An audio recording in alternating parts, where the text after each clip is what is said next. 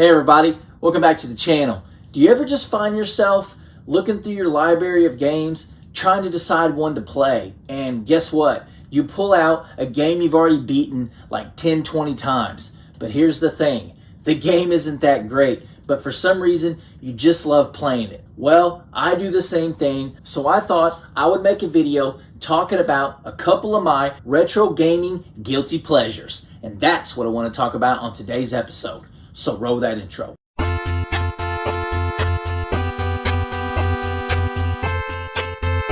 my gosh, guys! I'm literally in a psychic world right now!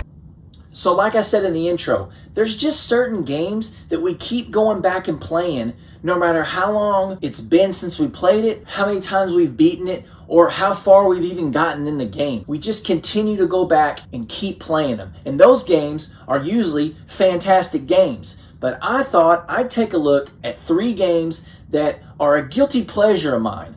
And a guilty pleasure is a game that isn't widely known as being a great game, but you still kind of enjoy playing them anyway. Like if somebody came over and you had, this game sitting in your Super Nintendo, you would take it out really quick and put Super Mario World in there. You wouldn't want nobody knowing that you actually enjoy these games. So I thought I'd take a look at them. So let's get into them. So the first game I want to talk about is a game that I find myself going back and playing over and over, even though it's not the greatest. And when I show you this, you're going to know because this game has one of the most infamous NES box arts there ever was. And I'm talking about Iron Sword Wizards and Warriors 2. Iron Sword Wizards and Warriors 2 is a platforming action-adventure game for the Nintendo Entertainment System. It was actually developed by Zippo Games, who was kind of a spin-off of Rare. The game was published by Acclaim and came out in North America in December 1989. Iron Sword is a platformer in which you take control of the legendary warrior Kuros as he explores the land of Sidarian to defeat the evil wizard Malkiel. This time, he's taken the form of 4 elements: earth, wind, fire, and water. For Kuros to stop him, he has to beat 4 domains, with each stage having its own element. The game consists of 4 domains, each named after one of the 4 elements. In each domain, you must find the golden artifact that belongs to the domain's animal king and return it to him. When you do so, the path to the second part of the domain will appear. In the second part, you must find the magic spell necessary to defeat the boss. If you do not have the spell, you can't hurt the boss. So it's kind of wild. This game's pretty good. It's not great, but I do love the kind of just campy animation, and I like that you can upgrade and buy magic spells and buy more powerful weapons, shields, helmets, and it's just cool that you use keys to open up locked treasures. It's just a hodgepodge of a basic game all thrown into one, but I find myself coming back to it over and over. There's also some extremely well hidden treasures called Relics of Sidarian, which when you do find them, they give you a ton of points, which in turn that helps you buy things you need for your journey. The game's pretty good. It's not great, but I do enjoy playing it. If you guys are curious about it, I think you should check it out. It's an okay game. Oh yeah, and one more thing. It actually has a password system, so you don't have to just sit down and beat it in one sitting. You can come back later on to it if you got to go to work or something, because this is one of those games you can't sit down and beat in 5 minutes. The next game I want to talk about is a game that I loved playing with my uncle back in the day.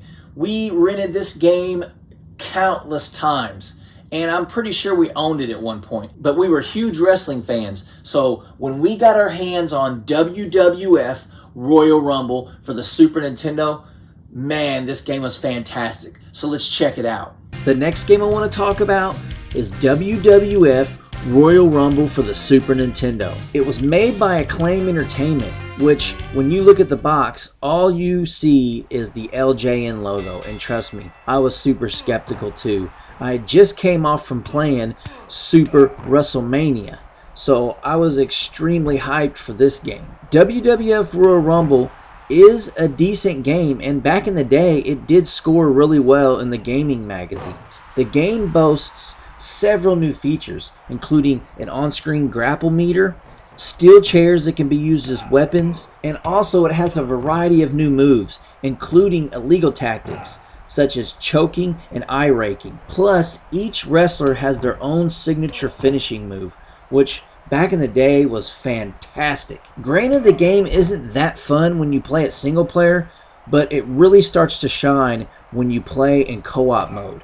It's so damn fun to play as a tag team or a tag team bedlam where there's just no tags at all and you're just in the ring at the same time. They have some cool match types like brawl and a tournament and a triple tag team match. The game is actually pretty good, and it's very fun when you get you and a buddy tagging up to beat everybody in the tag team title run. Plus, it boasts an impressive roster. Plus, it has some of my favorite wrestlers from that era: Bret Hart, The Undertaker, Shawn Michaels, Razor Ramon, Randy Savage, Lex Luger. Plus, the Super Nintendo version has 5 exclusive wrestlers: Ric Flair, Mr. Perfect, Ted DiBiase, Yokozuna, and Tatanka. The only thing I really am kind of bummed about is that the Genesis version got one of the coolest wrestlers at the time, which was Hulk Hogan. It kind of sucks that Hogan ain't in the game, but it's not a big deal. But the standout mode in the game is easily the Royal Rumble. Back in the day, it blew my mind to have 6 actual different wrestlers on the screen at one time, kicking each other's ass. There's a tad bit of slowdown in this game, but when you're playing the Royal Rumble with a partner, what me and my uncle would always do is we would just team up and beat everybody's ass, and then we would go at it at the end to see who was going to be the winner. This game's pretty damn fun. I really enjoy playing it to this day. There's just something about it. And like I said, maybe you have to be a huge wrestling fan to actually appreciate this game, but I think this game is pretty good overall. It's one of my favorites that I keep going back to even to this day. WWF Royal Rumble for the Super Nintendo. The last game I want to talk about is seriously not a great game, but when I was younger, I was a huge fan of Beavis and Butthead. They were just appealing to me at that age. I was a teenager and I wasn't the most popular or the most cool or had the most money. So something about their degenerate asses I just really enjoyed. And I still enjoy watching their cartoon. It's incredibly hilarious. So I thought I'd take a look at Beavis and Butthead for the Sega Genesis. So let's check it out. Beavis and Butthead for the Sega Genesis was developed by Radical Entertainment and published by Viacom New Media in 1994. The game was actually released for 3 different platforms at the time, and each one was completely different. The Sega Genesis version of the game is my favorite one, and that's because of the premise of the game. The basic premise of the game is Beavis and Butthead are trying to get to a GWAR concert. But here's the thing. You actually have tickets to the concert. The only problem, they actually get eaten by the neighbor's dog. And when he pukes them up, Mr. Anderson comes and mows up the tickets into a ton of different pieces.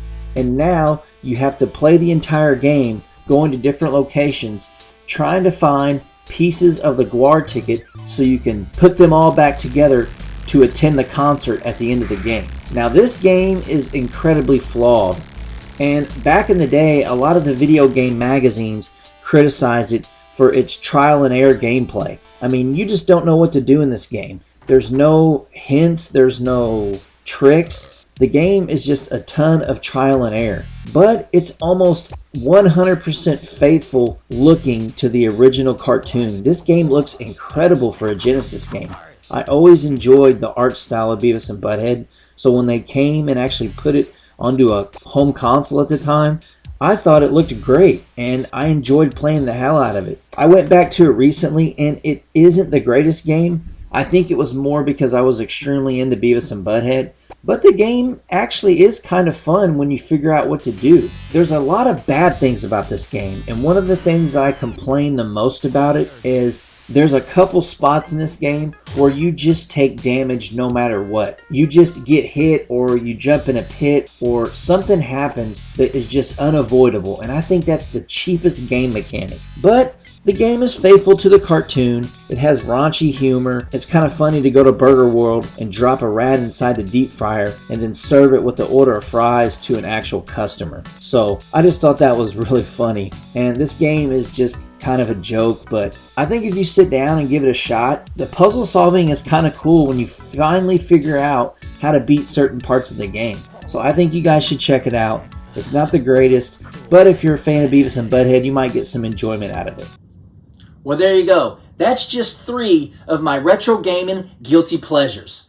Beavis and Butthead for Sega Genesis, WWF Royal Rumble for the Super Nintendo, and Iron Swords, Wizards and Warriors 2 for the NES. If you guys or gals have any memories of these games, I know they're not the greatest, but I enjoy playing them, and I keep going back to them over and over. So if you have any questions or comments, leave them down in the comment section below.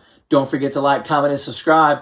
And until next time, keep on reminiscing, baby. I gotta admit it. I had you boys figured wrong. I thought you were scum. But you saved more lives today than you'll ever know. You led us to one of the sickest criminals in our history. This country owes you a debt. Does that mean we're gonna get, like, money and stuff? And chicks. We were supposed to score.